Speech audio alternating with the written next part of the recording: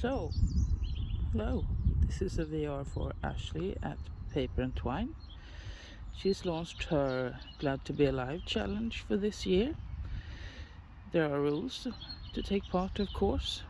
The main one is to make a piece of art that's 2.5 by 2.5 inches or 6.3 centimeters by 6.3 centimeters.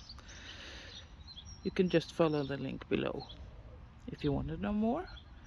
This is my gorilla garden that I planted over 20 years ago. It survives and thrives even if I don't do anything.